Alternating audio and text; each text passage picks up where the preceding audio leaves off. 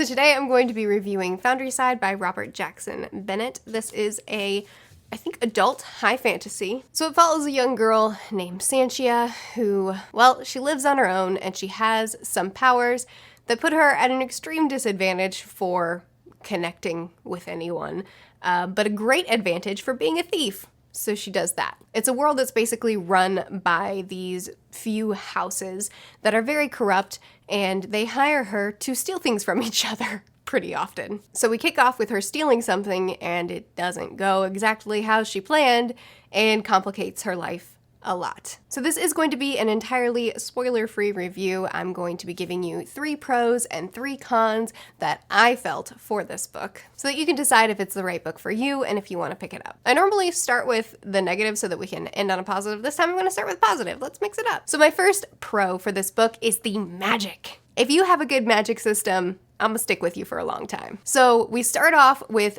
Sentient. I always forget how to pronounce her name. We start off with Sentient and learn that whatever she touches, she can hear what its purpose is, which is why it's inconvenient for her social life, because she can't touch people. But what she can do is she can touch the floor and find out the floor plan of the area, or she can touch the walls and know what they're made up of and where their holes are and secret passages may be. Makes for really good thieving. She can also touch objects and find out how they're scribed. So the other part of this magic system is scribing. An object can be scribed, which is when you write another language into it and basically trick it into thinking that it's something that it's not. An object can be told that it's something else so that it will function differently, or an object can be told, for instance, there's a whip that I think when you turn on the scribings, it thinks that it's always falling from like 7,000 feet or something like that, so it whips really hard. There's wheels that you can scribe into thinking that they're always traveling downhill,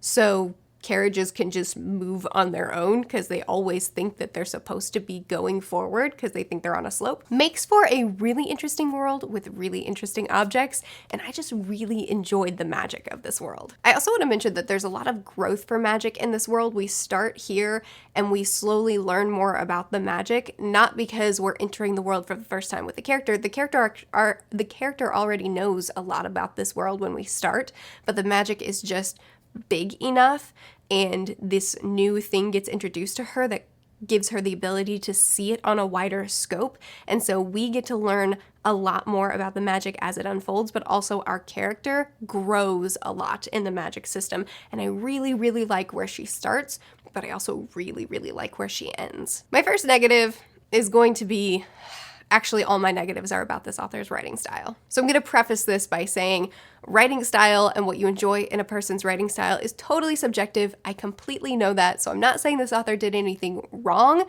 He just didn't do very much for me. So let's talk about what I didn't like.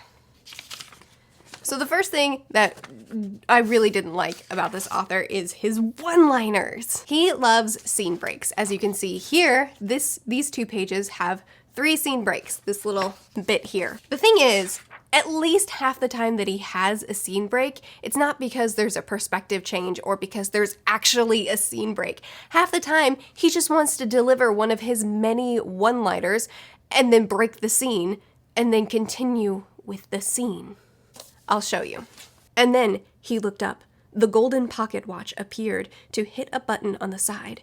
And then everything changed. But then the scene just continues. It's actually not a scene break at all. It could have just, the next sentence could have gone without that big dramatic one-liner. And then, literally on the same page, her hand was still pressed to the rooftop. But now it told her nothing, just silence. Then she heard screaming. So that's kind of just a little sample. He regularly has scene breaks that are not actually scene breaks. The scene just continues, but he just really loves his cheesy one-liners that they appear for no reason. And the thing is that he would reuse a lot of these one-liners over and over again. And it was so frustrating because it would just pull me out because I was just like, this is unnecessary and cheesy. Multiple people have told me that they listened to the audiobook, so they didn't actually notice any of that because the scene breaks just felt cohesive to them. But I didn't have that experience. Next positive is Clef. There is an inanimate object that is sentient and that has all kinds of attitude in this book, and that is one of my favorite fantasy and sci-fi tropes. Nightblood from Warbreaker, Imbot from Starsight, that sort of thing, where they just have a very large personality, even though they really shouldn't. I eat that up. Clef is hilarious and confusing and very talented, but also so goofy, and I love him. Next negative is kind of piggybacking on that first one. They all connect, and it's how cheesy some of these lines were. I will protect you, and though I will see justice done, I will not allow them to kill you. But if you do not surrender, I will not stop coming for you, and either I will catch you or they will kill you. She seemed to be considering it. I believe you, she said, and she leaned close. But I'm still willing to take my chances, Captain. There was a sharp pain in her neck.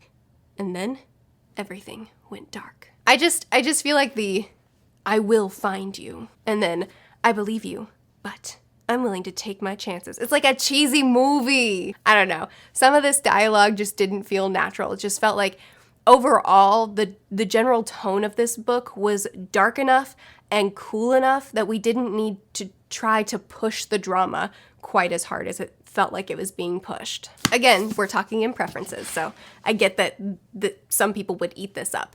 I just didn't. My last positive is, I guess, just the potential. The story itself was really interesting, especially I loved the beginning. The middle was like interesting and I enjoyed myself, but I wasn't living for it. And then the ending, again, I just loved it again. So, it's a solid book progression and it was really enjoyable and I liked the plot a lot.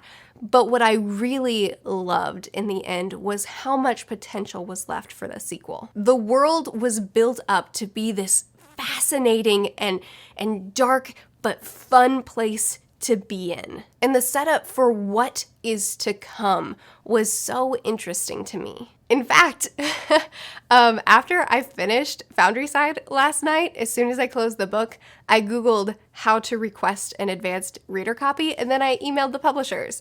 And I've never done that before. I've never requested an ARC before because there's always enough books released already that I've never really felt like I needed a book before its release date.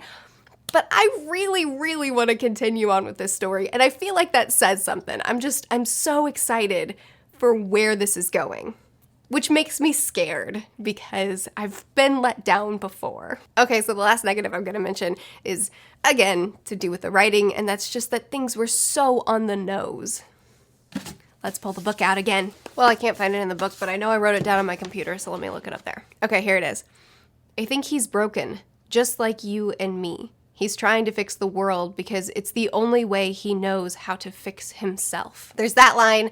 There's several lines like that where, I don't know, it feels like there's enough complex thought going on in this book that I don't need the author to kind of spoon feed it to me. We have that mustache twirling monologue giving style villain, which I guess I could have said in the cheesy con. We just have a lot of things that end up getting spelled out for the reader, but I feel like the reader can understand how we're supposed to sympathize with or feel about the characters without the writer telling us how we're supposed to feel about them.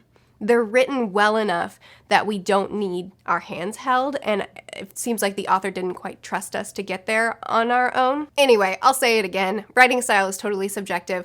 All of the things that annoyed me about this book, other people will likely love, and that's totally fine. If you wanted me to boil down my final thoughts about this book, it's essentially a really cool world with a fantastic magic system, a great plot, and pretty interesting characters. Some of them I loved more than others. Overall, a really, really great book with writing that drove me nuts. If you're someone who really loves great writing, if you love beautiful writing style or really well executed storytelling, then you may also be bothered by some of this stuff. But if you're not super picky with your writing, or if you're picky in different ways from me and the things that bothered me wouldn't bother you, then you're likely gonna love this book if the plot sounds even kind of interesting to you, because it was a really good story with fantastic magic and a really cool world, and I'm really excited for the sequel. I just really hope it doesn't let me down. So there you go, Foundryside, 3 pros, 3 cons. to me. I'm excited to hear what you guys think of it. If you've read it, what did you like and dislike about it? Did you feel some of the same ways as me? Did you